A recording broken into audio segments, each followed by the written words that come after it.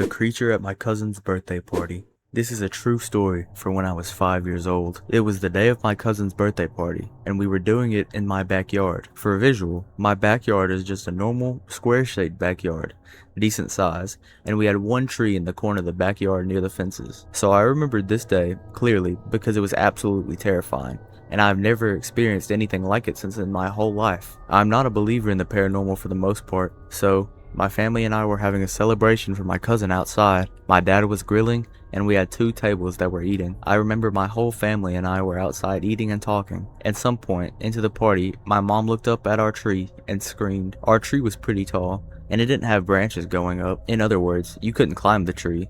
My mom screamed and we all looked up the tree. I will never forget what I saw for the rest of my life. There was some kind of creature sitting at the top of the tree, staring at us. It was black and had huge, white, yellowish eyes. It almost looked human, but the way it was crouching and the way it moved did not look human. I remember feeling it in my body that this wasn't a human being. It didn't look like any animal I could recognize. The best I can describe it is like a black skinwalker crouching in our tree. The scariest part of this was its eyes. I've never seen eyes like that. It had these huge, bright eyes, like lights staring at us like demons. These eyes were so bright and piercing that it wasn't even the eyes of an animal. I felt it in my soul that this thing was evil. I don't know if it planned to hurt us or what it even wanted.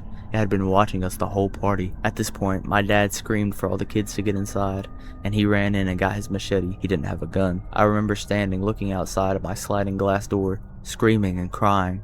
It was still watching us. Then my dad ran out with a machete. The creature leapt, not jumped. It literally leapt like a mixture between a jump and a straight up flying. It leapt into the next backyard and most likely just hauled us off somewhere. We called the police and they couldn't do anything. My family and I talked to all of our neighbors the next day. This happened in the evening and we were horrified and looked at the news for it and nothing. We literally never heard anyone mention this creature. Nobody else saw it. And to this day, each family member and I all saw the same thing. I've never heard anyone tell a story of them experiencing what we experienced that day. And nobody I've ever told this story to in my region saw it. I've never experienced anything supernatural or paranormal in my whole life besides this. I still think about this all the time and wonder what it was. Any ideas? The version that stayed. I was 16 when I died for the first time. Nobody ever says it that way. The police report said that rusty 91 Ford F-150 should have been folded into a ball of steel. The officer, who arrived first, kept staring at us like we'd crawled out of a grave, asked us all over and over, "How did you all get out?" We had no answer. My girlfriend, my neighbor, and I walked away with scratches and bruises. One officer quietly muttered, "You kids should all be dead." Everyone remembers that sentence. Nobody remembers what happened 5 seconds later. I do. There was silence. Not the silence after a crash. The silence before a world is loaded. The silence of an old video game loading screen. Complete, utter silence. I started noticing little things afterwards. Coincidences. Impossible introductions. A friend would randomly say, "Come with me tonight." That was how I ended up shaking hands with a legendary Detroit rapper. Yeah, that one. To be honest, it wasn't the best meeting. He was on pills at the time, so not that interesting. An uncle knew another musician who invited us backstage, also from Michigan. I called him Bobby. He didn't like that. Someone's cousin knew a promoter. Tried to work with him, but he was kind of a prick. At a private screening of a cult movie about a couple of drunk vigilantes crusading across Boston, I somehow ended up drinking with the cast until sunrise. My aunt once casually mentioned she'd once dated a television heartthrob. Dude was unbelievably famous. Still is, and she mentioned it like it was nothing. Every door I approached seemed to be unlocked, if not wide open. People always ask, "How do you meet everybody?" Honestly, I've never had the answer. Neither did they. I would always just say it's luck. That's the smartest assumption. It still feels like a lie. Others have told me that it was my energy that brought the world close. That had made me feel good, but in reality, who the F knows? When I was 24, my heart betrayed me. Atrial fibrillation. 1 minute I was alive, the next, darkness. Not unconsciousness. Pure darkness, infinite. They stopped my heart to try to fix it. Emergency move. Family having to watch me die. Then click. Hospital ceilings, humming lights, doctors. Every muscle in my body tense. You've seen the horror movies? The ones where people's backs are arched in the air with their limbs on the table? That stuff's real. That's what I looked like when I returned from wherever I was. Then, relief. First breath, pain. Next breath, ecstasy. It felt so good to breathe, I cried. You almost didn't make it. Again, almost. Oh, always almost. never actually gone. Why? Then my mom died. That one felt real. Too real. Grief hollowed me out. Cocaine, Molly, psychedelics, anything to keep me from hearing my own thoughts. Sometimes the drugs showed me impossible things. Streetlights blinking in patterns, people finishing sentences I hadn't spoke aloud, a stranger asking me if I remembered the last version. At first, it freaked me out, but as usual, I just laugh it off. Then one day, the same stranger looked confused. "You really don't remember, do you?" Then he walked away. Life became stranger. Not dramatically quiet, like a painting someone kept editing while I wasn't looking. Restaurants I sworn had blue walls were suddenly green. My buddy's car we used to drink and drive in like idiots as teenagers was actually red, not silver. Movies ended differently than I remembered. That's gotta be an edit, right? Songs contained lyrics I'd never heard before. I'm sure you've all noticed. People insisted they'd always been that way. Eventually, you stop arguing. You become your own unreliable witness. It truly felt like I had become the unreliable narrator to someone's story. Then I met my now ex-wife's best friend. Or, apparently I had. Everyone acted like we've known each other for years. There were hundreds of photographs. I've seen them. Vacations, birthdays, concerts, Christmas. In so many pictures she stood beside me. Sometimes my arm was around her shoulder. Sometimes we were laughing together. Sometimes she was standing right behind me. I didn't recognize her. Not a feature in her. Not her face, her smile, her eyes. Not a little. Not vaguely. Nothing. My ex-wife thought I was joking. Her friend looked hurt. "You've known me forever." I hadn't. I would have bet my life on it. Maybe I already had. At 37, my heart failed me again. Machines. The beeping of those machines. Annoying. Also at the same time, oddly relaxing. Doctors, surgeons, voice fading. That familiar silence returned. That impossible silence. Not empty, just waiting. Somewhere beyond it, I heard footsteps. Slow, patient. A voice asked me one question. "Again?" I wanted to ask who was speaking. Instead, I woke up. Alive. Again.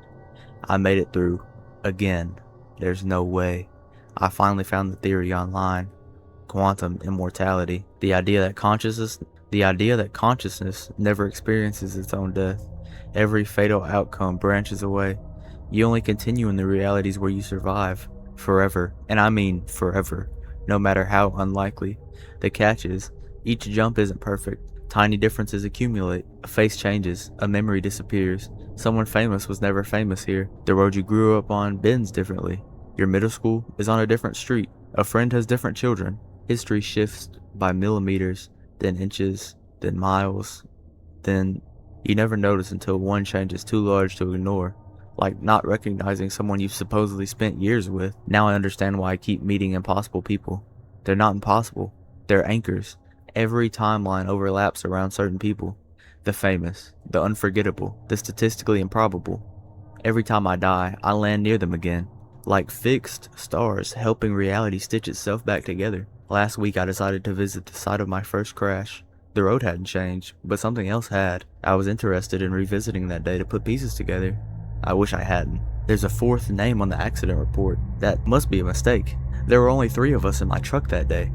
The police officer showed me the archived file. He frowned solemnly, noticing the confusion on my face as I whispered to myself the boy's name. "You've forgotten him?" There was another passenger. A boy smiling in the photograph.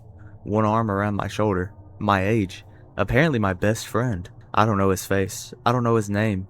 Everyone says we were inseparable. The officer looked at me with quiet concern. "You were the only one who came to his funeral." I laughed nervously because it had to be a mistake.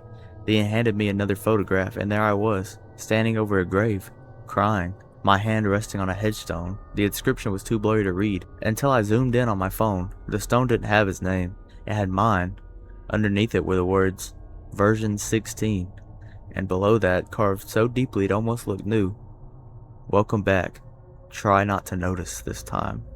The door in my closet was nailed shut for a reason. When I was 19, my mom, my sister, and I lived in a rundown, 2-story house that was already old when we moved in. The place always felt strange.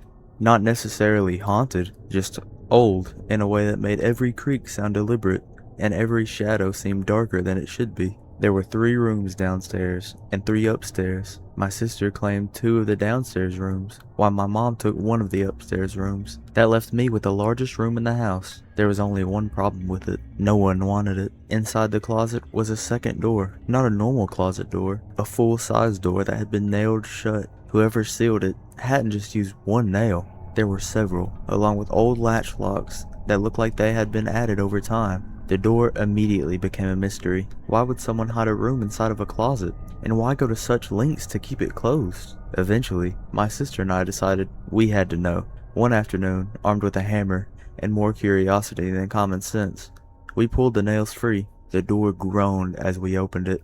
Behind it was another room, completely hidden room. There were no windows, no visible light switch, just darkness. The beam from our flashlight barely seemed to penetrate it. The air inside felt stale, like it hadn't been disturbed in years. Neither of us wanted to step inside. Instead, we took several pictures using the flash on our cameras. Then we slammed the door shut, nailed it closed again, and ran. Later that day, we looked through the photos. Every single picture was filled with orbs. Not 1 or 2, dozens. Some were small. Others were large enough to obscure parts of the room. At the time, we couldn't tell if they were dust particles reflecting the flash or something else. Still, the number of them was unsettling. For a while, it became one of those stories we told friends.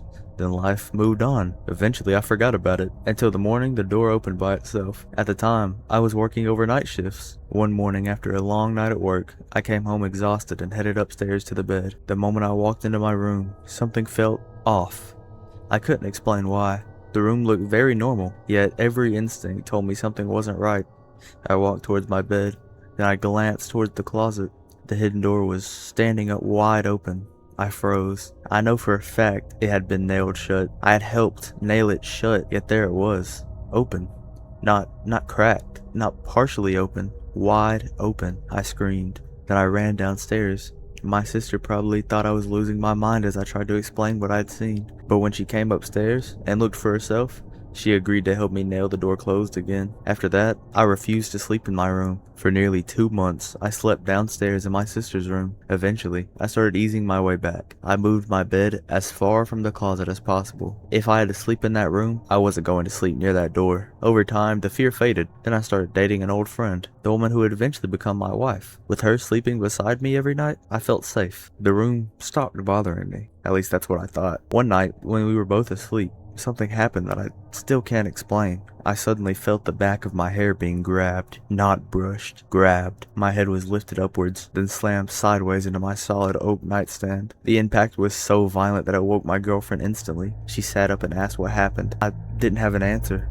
I still don't. That was the last night I ever slept in that room. Not long afterwards, I moved out and got a place with my girlfriend. Years have passed since then. I've lived in other homes. I've experienced plenty of things that can be explained away with logic, but every now and then, I'll think about that old house, about the hidden rooms concealed behind a nailed shut door, about the photographs filled with unexplained orbs, about coming home from work to find that door standing open, and about waking up in the middle of the night with the feeling that something in the room wanted me gone. Maybe there are explanations for all of it, maybe there aren't. All I know is that after all of these years, thinking about that room still gives me chills. What's up, guys? Thank you to anybody who made it this far in the video. If you did, make sure to like, subscribe, you know, all that jazz, comment, do whatever you want. Just let me know if you like this type of content and I'll keep going with it. If you want to see any other subreddits or any other genre of stories, just let me know in the comments and I'll do whatever you guys want. Love you all. Good night, good morning, whatever it is. Goodbye.